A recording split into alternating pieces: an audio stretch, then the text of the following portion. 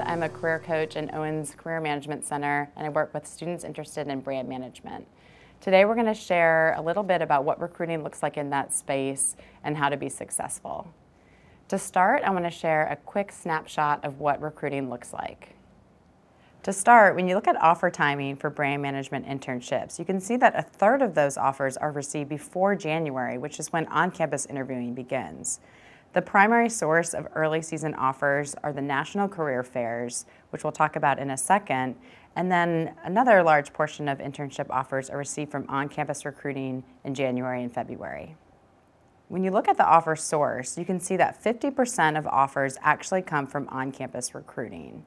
Another 17% come from national career fairs. Some of the biggest of those include the Veterans Conference, RAMBA, and National Black, which is actually where a lot of our students get their internship offers. Lastly, when you look at internship locations for brand management, you can see that internships occur across the country, from California to Texas to New England.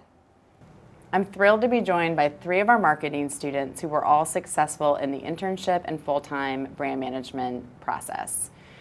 Thank you all so much for joining me today. If you guys don't mind just going around and introducing yourselves, what you did before Owen, what you focused on for the summer and or full-time, and just give that intro. Yeah, so my name's James Northcutt. I worked in supply chain at International Paper before coming to Owen, and I came here to switch into marketing. So I interned at Mattel in marketing, specifically on Girls' Toy Box. So totally different from the supply chain world, and I'm actually going to be going back there for full-time. Great, thanks. Odelia. So my name is Odelia, and before coming to Owen, I worked as a product manager in the fashion retail industry, and now I will be interning at Nestle in the frozen food division. I'm Matt Garella. I'm from Fresno, California, and before coming to Owen, I worked as the marketing and summer conference coordinator for the dorms at Fresno State.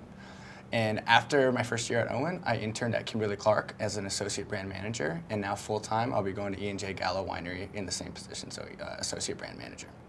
Great, thank you guys. So another question for all of you, and maybe Matt, you can start. Did you end up at the company that you thought you would coming into Owen? The company or the industry, I guess? Yeah, no, not at all. When I first came to Owen, I thought this would be a chance for me. I played football in college. I was really interested in sports. I thought this would be a great way for me to pivot towards the sports world.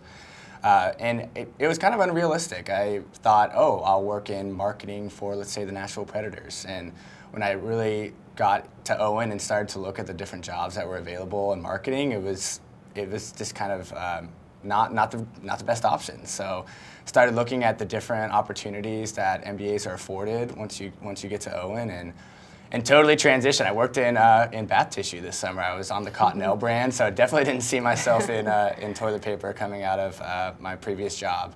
But now I have transitioned to the winery, the wine industry, which I'm really excited about. Not somewhere I thought I'd be, but I grew up on a vineyard, and we farmed raisins growing up, but grapes are something I know well, and I'm excited to work in wine. So not what I expected at all, but all in all, a really exciting opportunity. Great, thank you. What about you, Odelia? So coming into Owen, I knew I wanted to do brand management, and I'd always had a passion for food, but I never realized I could marry the two together. And so when I found out that, oh, there's a company like Nestle with food, I thought this was great. So I'm really excited to be, working in marketing, in food. I just hope I don't gain 50 pounds. And for me, I was kind of torn between brand management and consulting when I first came in, but then through all the info sessions and everything recruitment related, I kind of realized the lifestyle of consulting wasn't for me at all. So that pulled me into brand management, and of those companies, I guess, initially Mattel was really the one I wanted to go to because I love games, and I figured that would be a really fun place to work, and so I'm really excited to be going back. Great.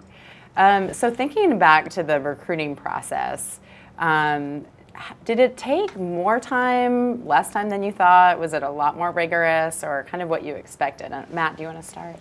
Yeah, it definitely took more time than I thought initially.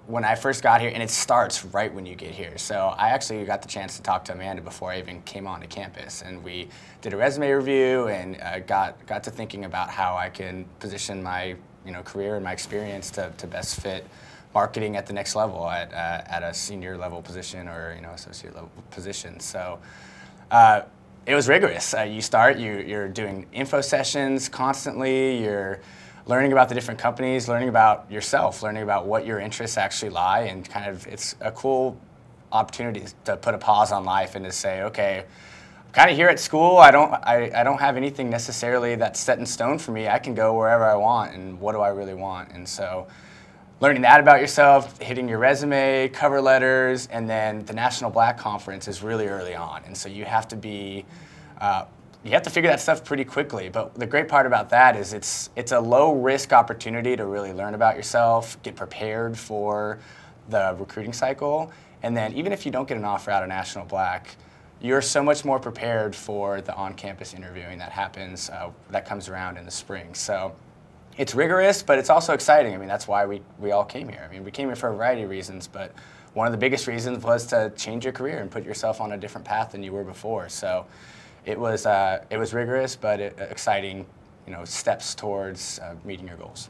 So Odelia, you just went through the first year internship recruiting process. Was it what you expected or more rigorous? It was definitely more rigorous than I expected. And I think a lot of it was because I started all the way in May because I went to the Jumpstart Brand Management Forum. And fortunately from there, I got 2 final round interviews.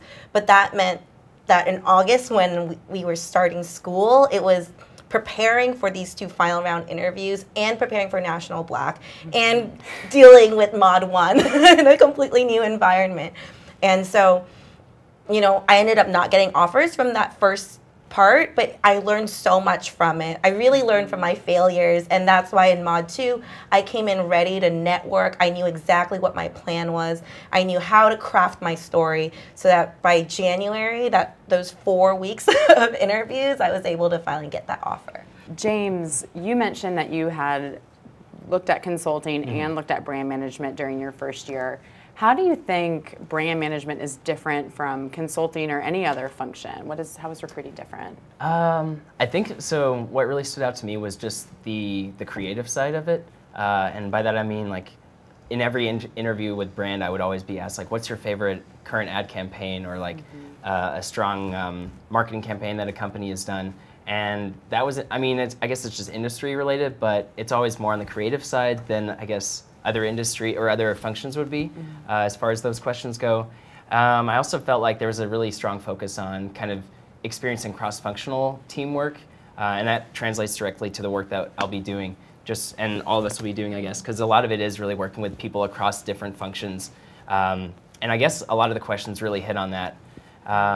Compared to consulting, not as often do you have case questions, which was kind of nice for me. I'm not the best at case questions, so that was kind of nice. But aside from that, did you guys think of any other differences? I think it was different in that mainly the case questions are different, so the way you prepare for them are different, but really understanding what the frameworks are for each of the cases helps. So in consulting, I think they have a different kind of case questions, but for marketing, I think it's more basic and you have a more structured formula you can kind of use. So that was helpful.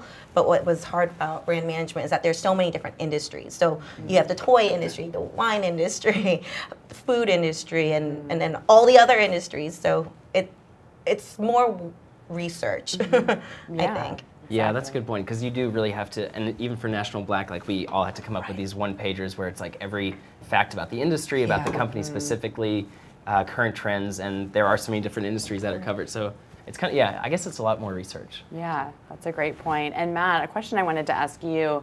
I know with recruiting and where you interned, you were in Neenah, Wisconsin for your internship. You're going to California for full-time. I know you were interviewing in New Jersey. Did you feel like recruiting differed amongst different geographies you were looking at?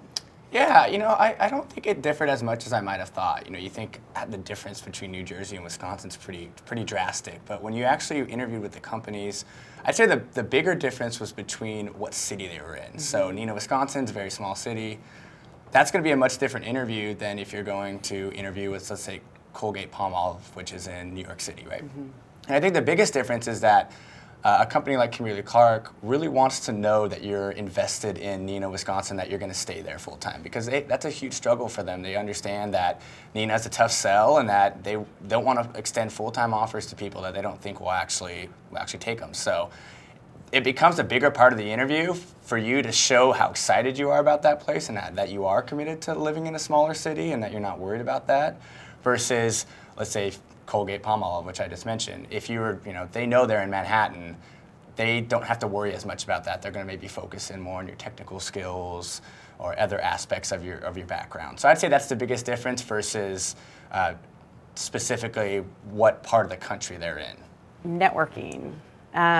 What role did that play in recruiting? I know, James, you interned and are going full-time to a company where it can be fairly important.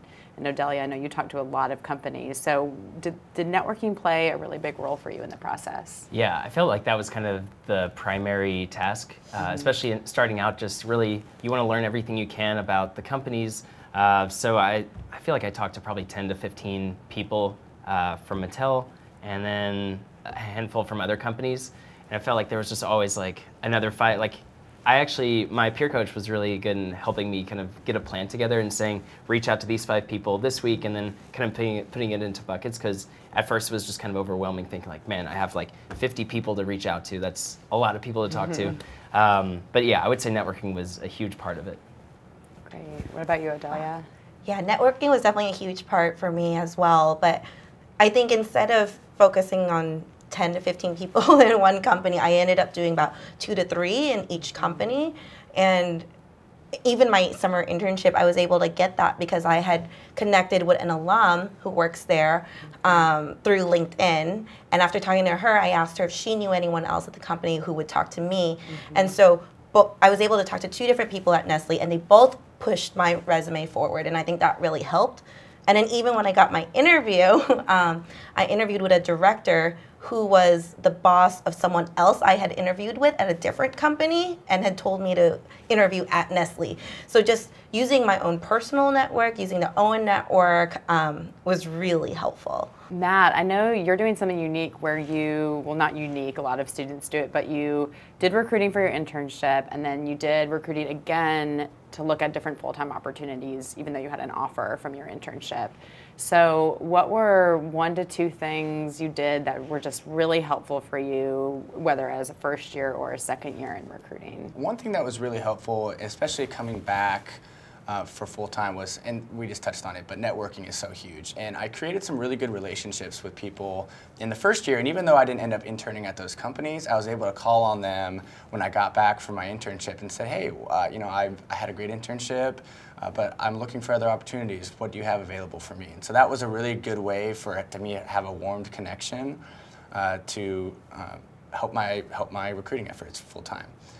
And then secondly, I'd say one thing I did, and this was before I even got to Owen, and it was funny the way it worked out. It was a part of my job. So as a part of my function, we needed to keep track of how we were meeting our goals and what accomplishments we were achieving within our department. And so I was able to take those and the list that I compiled there and really start to build out my resume and my stories with that, because that's such a huge part of your recruiting process, is really perfecting that resume. And the CMC does a great job sitting with you, and you have your peer coach and a lot of people there and a lot of eyes to get on your resume, so that's great. But it can be challenging if you could have worked at a job for 10 years and hadn't kept track of what you actually accomplished there, and then you're sitting there racking your brain thinking, oh, what experiences do I have that I can really bring to light? So I think as you think about transitioning to an MBA, think about what you've done at that company while it's still fresh and what you can use in your recruiting to really amplify your skills and show that you're a fit for that company that you want to work for.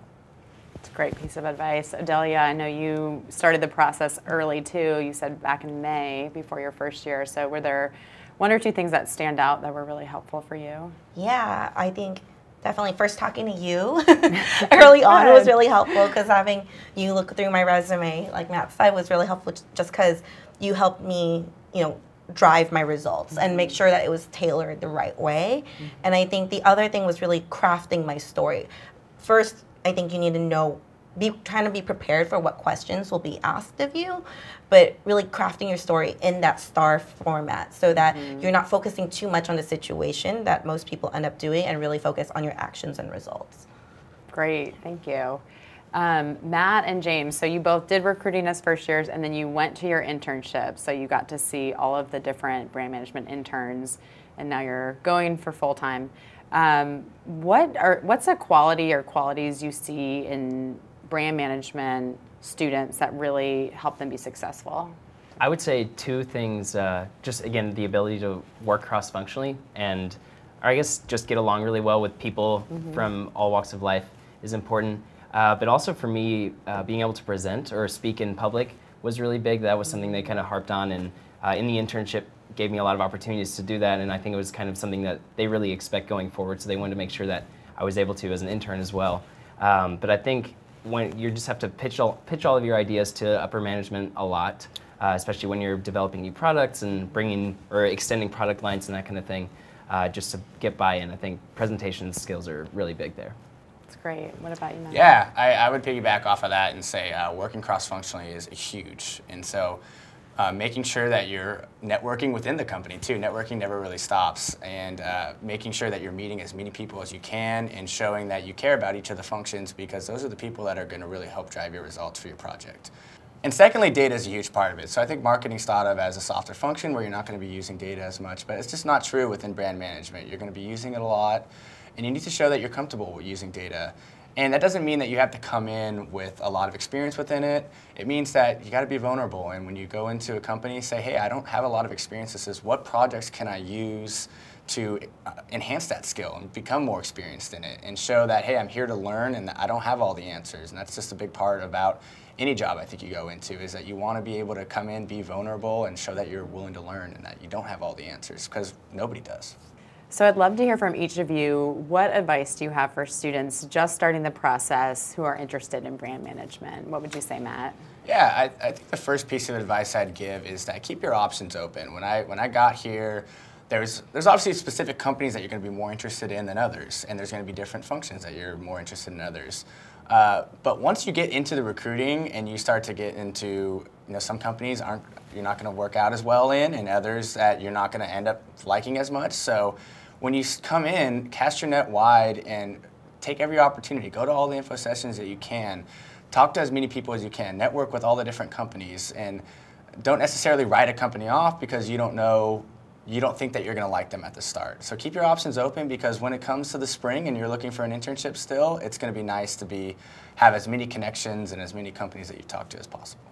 So I think there are three things. First, I'd say start early, because the earlier you have, the more time you have to prepare, the better you can craft your story. And even if you run into any failures, you're able to learn from them. And then the second one is don't be afraid to reach out and ask for help. The CMC is great help, but then you'll have great second years who want to be who are your peer coaches or just want to help, or even friends from other schools. And then, or even reaching out to alumni. And then lastly, if you're interested in the food industry, the GMA Smart Brief was really helpful for me. So I would just echo also networking early and really using the CMC for all you guys offer, because I feel like that really helped me, especially early on, figuring out like how to craft my stories in my resume that I would have never known how to make them sound so good. There was work involved, but like you guys made it sound a lot better. So finally, I would just say that it's really important to play the student card. Alumni are always going to be willing to help, but as a student, even people outside of your network see that you're a student and say, hey, I'll pick up this phone and send this email to them to really let them know about the industry and the function that they're getting into. And as I said, networking is so important, so you never know when you can possibly lean on those people in the future as well. Thank you guys so much. That was a great overview of brand management recruiting, and really appreciate you sharing all your stories. So to summarize, I wanted to share 3 key points about brand management recruiting. First, you don't have to be an expert in the industry yet, but you do have to show a genuine passion for it. Companies are not going to expect you to show up and be an expert in marketing. In fact, you might even be a career changer into marketing, but you have to show that you genuinely want to learn about it. Secondly, the national career fairs, especially National Black, are the primary way students get into big CPG companies that don't recruit at their schools. Generally, National Black takes place in September or October, so it's very early, and we spend a lot of time working with students to help them prep for it. And lastly, cases are becoming more of a common part of brand management recruiting and require a lot of time and practice to do well. Cases are something that we work closely with students to help them learn and continue practicing while they're at Owen. Thanks for joining us. We were happy to share an overview of brand management recruiting and look forward to working with you at Owen.